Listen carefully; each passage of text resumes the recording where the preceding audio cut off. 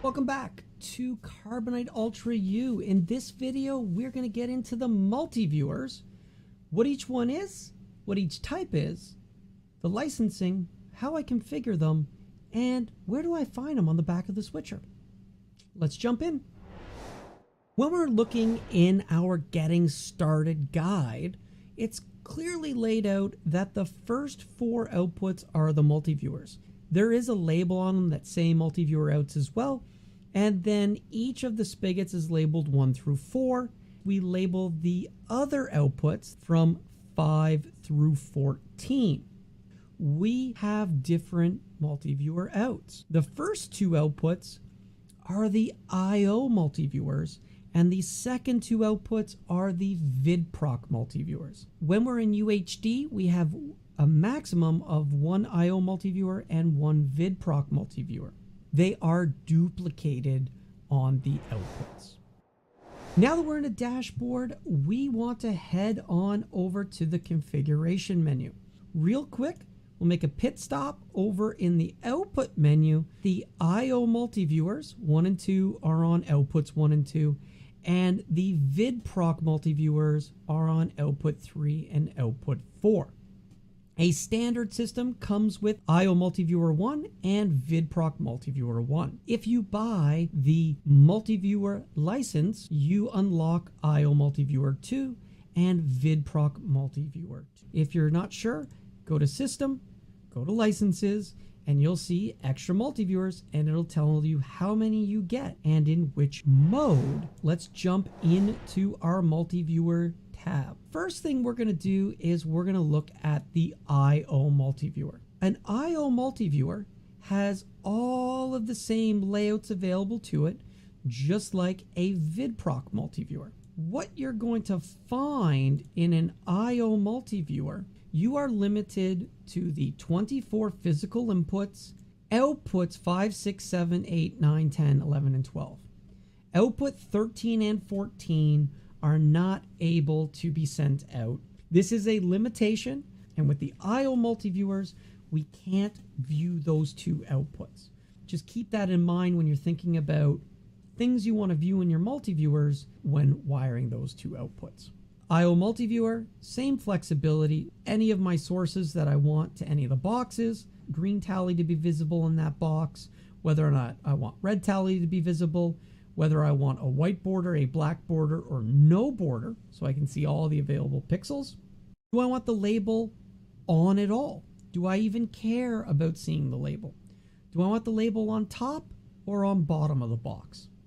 Do I want to display both the mnemonic of the source that I've given it and the TSL UMD ID name, or to just see the mnemonic from the switcher menu? Or do I want to see the TSL name coming from, say, the router menu? Finally, I can throw up some aspect markers. Aspect markers will give me, when I'm operating in, say, 16 by 9, I would now have 4 by 3 bars, small lines that are going to show up what my 4 by 3 safe zone is. Additionally, you can enable whether or not a frame sync label shows up. Now, what this does is it just puts an FS next to the source. Now, something I use a lot is the type of tally.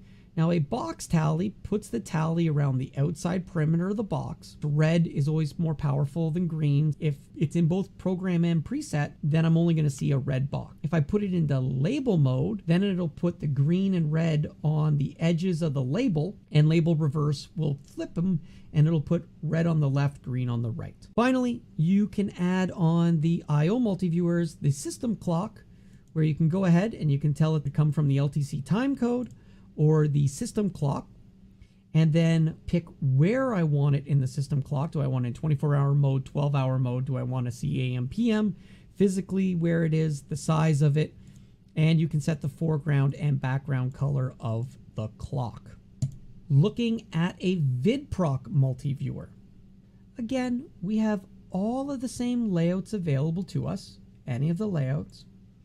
We have all of the exact same features per box, but now, of course, we have access to all physical inputs, all internal sources, any of the aux buses that we want to follow, any ME bus that we want to follow, any mini ME bus, and any canvas bus follow. One additional item though that you do have is the ability to apply a source overlay. This is how we do view control. We'll cover view control in a separate video. This is the thing that enables it. When we bring that dashboard GUI back in as a source to the switcher, we now get to use this to key it on top of our MultiViewer. Some of these layouts, VCT, this is view control top. There's a ton of space available in the MultiViewer that allows us to put GUI from a dashboard client directly in the MultiViewer. And then we put that to a touchscreen or use a keyboard and mouse. And now on a monitor, when we're looking at this MultiViewer, we now have a fantastic visual user interface. That's it for the MultiViewer tutorial. As you can see, MultiViewers are jam-packed with great features, and with up to 4 MultiViewers, you truly can get the majority of your system monitoring directly from your Carbonite Ultra.